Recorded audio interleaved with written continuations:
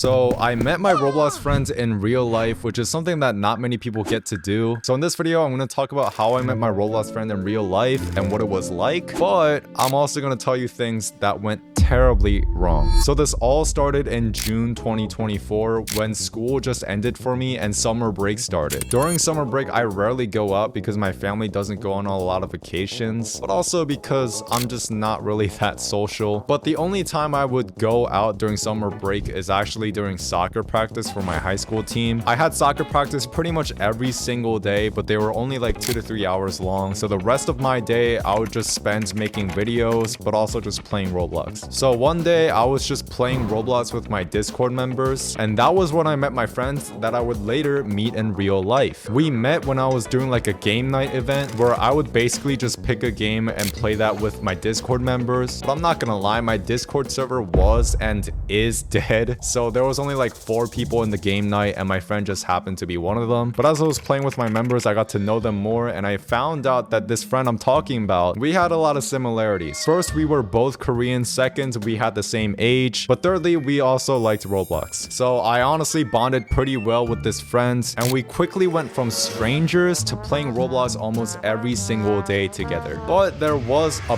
problem. You see, my friend was living in Korea and I was living in the US, and there's a significant time zone difference between Korea and the US. So if it's like 9 a.m. for me in the US, it's 10 p.m. for people in South Korea. So the only time I could play with my friend was during the morning, because any other time my friend would either be sleeping or just busy. And this was not a big problem during summer break, but the problem would be a very big problem when school started, because I have school in the morning, and the only way I could play with my friend was either I drop out of school or move to South Korea. Both of these are... Come on. I mean, first of all, I think my parents would kill me, and second of all, my parents would kill me. So the only thing I could do was just make the usage of my time as best as I can, just like spend the summer break spending as much time with my friends, and we would play literally anything on Roblox, and I had a very fun time for like 2 to 3 months. But after those 2 to 3 months, that would mean that school would start for me. Yeah, after those 2 to 3 months, school started for me, and I couldn't play with my friends because I was busy, but also because of the time zone difference. And because of this, we got super distant. Like, we had to stop texting each other. I didn't text my friends for like months, maybe even a year. So you might be wondering, if I was so distant from my friends, how and why did you meet up in real life? Well, to answer the question, the story gets a lot crazier from here. If you guys didn't know, I was born in South Korea and grew up there until I was 9, but then I had to move to the US. And ever since I moved to the US, I wasn't able to see my distant relatives like my grandma or my cousins. So my family knew that we had to go back to South Korea at some point, because like we can't just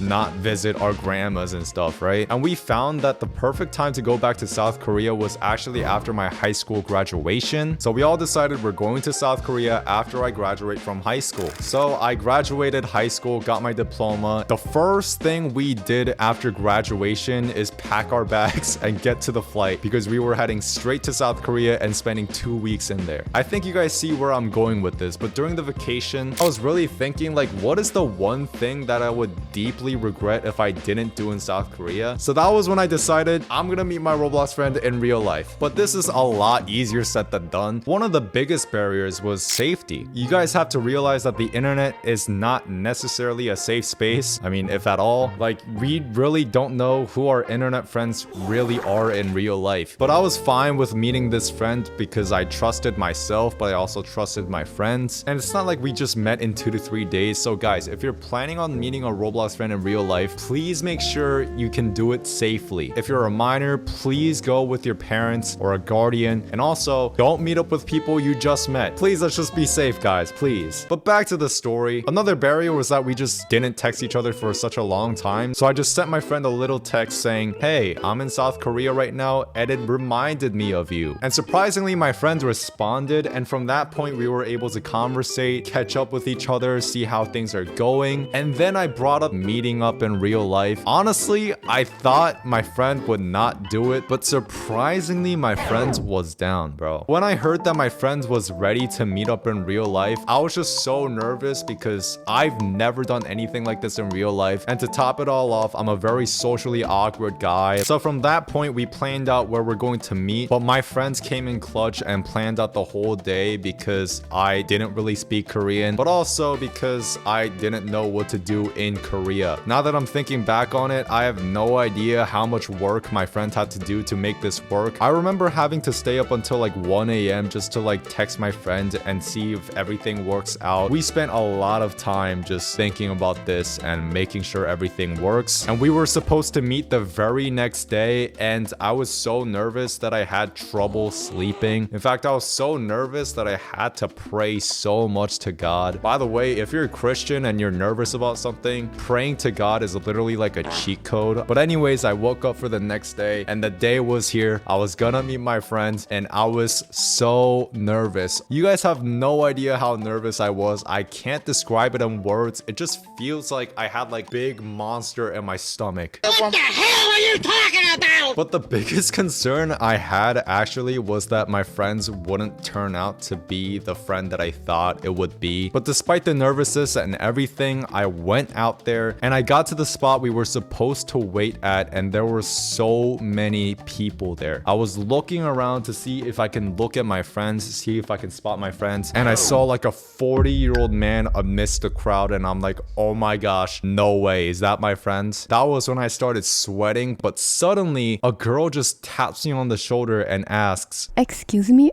are you Kevin?" At this point, I was really confused because my real name is not Kevin. So I said no, and I turned around. I kept looking for my friend, hoping that 40-year-old man isn't my friend. But then I get tapped on again, and she's like, No, I mean, are you Joseph? okay, now that is my real name. And I was like, oh my gosh, my friend was a girl this entire time. No, I'm just kidding, guys. No, my friend is a girl, but like I knew my friend was a girl from the start. So like it was supposed to be a surprise for you guys.